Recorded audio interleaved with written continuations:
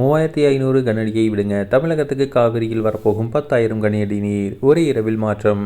தமிழகத்துக்கு 15 நாட்களுக்கு தினமும் 3500 கனஅடி தண்ணீர் திறந்துவிட வேண்டும் என காவிரி மேலாண்மை வாரியம் உத்தரவிட்டுள்ளது.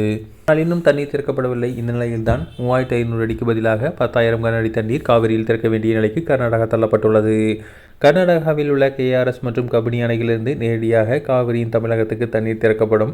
ஆனால் தென்மேற்கு பருவமழை பொய்த்து போனதால் உச்சநீதிமன்ற உத்தரவுப்படி தமிழகத்துக்கு கர்நாடகா சார்பில் முறையாக தண்ணீர் திறக்கப்படவில்லை. இதற்கிடையே தான் தமிழகத்துக்கு காவிரியில் 15 நாட்களுக்கு தினமும் 3500 கனஅடி தண்ணீர் திறந்துவிட வேண்டும் என காவிரி ஒழுங்காற்று குழு பரிந்துரை செய்துள்ளது.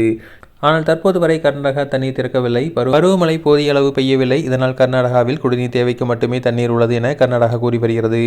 அது மட்டுமின்றி விவசாய அமைப்பினர், கன்னட அமைப்பினர் தமிழகத்துக்கு தண்ணீர் திறக்க எதிர்ப்பு தெரிவித்து போராட்டம் நடத்தி வருகின்றனர். இது மாநிலங்களில் இடையே பதற்றத்தை ஏற்படுத்தியுள்ளது. இந்த நிலையில்தான் இன்று அல்லது நாளை முதல் காவிரியில் கர்நாடகா சார்பில் 10,000 கனஅடி தண்ணீர் திறக்கப்பட வாய்ப்புள்ளதாக தகவல்கள் வெளியாகியுள்ளது. அதாவது காவிரியில் நீர்பிடிப்பு பகுதியான குடகு மாவட்டத்தில் பல இடங்களில் கடந்த ஒரு வாரமாக மழை பெய்து வருகிறது. இதனால் KRS அணைக்கு தண்ணீரின் அளவு தொடர்ந்து அதிகரித்து வருகிறது. தற்போது KRS அணையில் நீர்மட்டம் 100 அடியை தொற்றிருக்கிறது. அதேபோல காவிரியின் தமிழகத்துக்கு தண்ணீர் வழங்கும் இன்னொரு அணையாக கபினி உள்ளது. இதன் நீர்பிடிப்பு பகுதி என்பது கேரளாவின் வயநாடாகும். வயநாட்டில் நேற்று மாலை முதல் கனமழை வெளுத்து வாங்கி வருகிறது. இதனால் கபினிக்கு வரும் நீரின் அளவு அதிகரித்துள்ளது. கபினி அணையும் முழுக்களவை எட்டும் நிலையில் உள்ளது. நிலவரப்படி கபினி அணைக்கு உள்ளே வரும் 15,500 கனஅடி நீர் வருகிறது.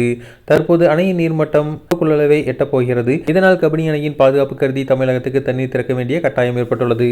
கபினியிலிருந்து தண்ணீர் திறக்கப்பட்டால் அது கபிலா ஆற்றின் வழியாக சிபுரா பகுதியில் உள்ள சங்கமம் வந்து காவிரி வழியாக தமிழகத்துக்கு வரும். அணை நிரம்பும் நிலையில் உள்ளதால் கபினி நிலையிலிருந்து முதற்கட்டமாக வினாடிக்கு 8,000 முதல் 10,000 கனஅடி வரை தண்ணீர் திறக்க அதிகாரிகள் தயாராகி வருகின்றனர். இது அணையின் பாதுகாப்பு கருதி நடவடிக்கை எடுக்கப்பட்டுள்ளது.